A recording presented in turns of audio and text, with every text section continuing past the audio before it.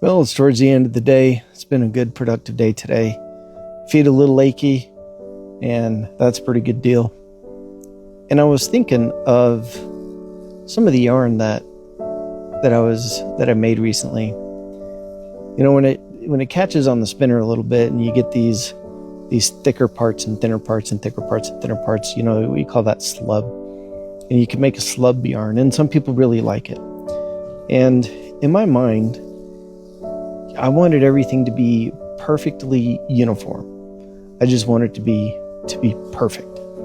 And you know, I wonder where that comes from. And I remember making a yarn and being really disappointed with it and just thinking, gosh, this is the worst.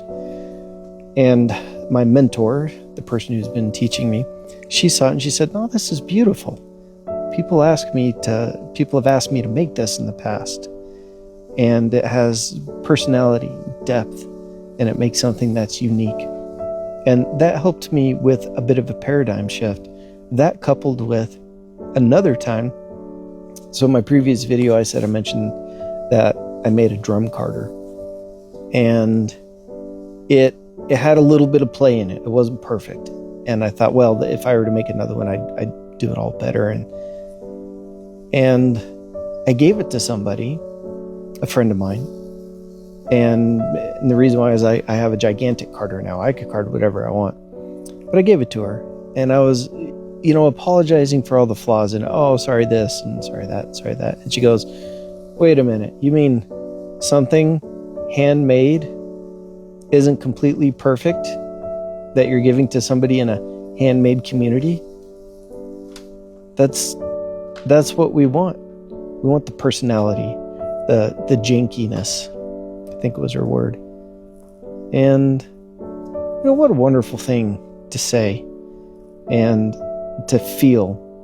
In fact, the yarn I've been most worried about sending back to a customer are the only two people that came back and said thanks, that they really appreciated the yarn and they thought it was beautiful. And you know, I was thinking about this level of perfectionism. Why does it always happen? Well, when I was in EOD school, if you made a mistake that would kill you in real life, it would fail you in the test. And so everything always had to be perfect. Everything. Because if you made a mistake, you know, that could be your life. And so throughout my Army years, it just felt like there was never any room for error. Well, that caused a lot of anxiety, being on alert, a lot of stress. Things had to be perfect. And it caused me to worry a lot too over soldiers that were going on missions. I said a lot of prayers for them. But that served me, you know, that may have served me well at that time, but it doesn't serve me now. And so I love what this yarn teaches me. It teaches me that there's beauty in imperfection.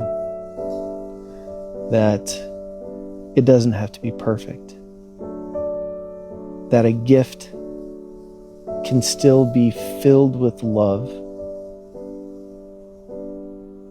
and not perfection. And that's fine.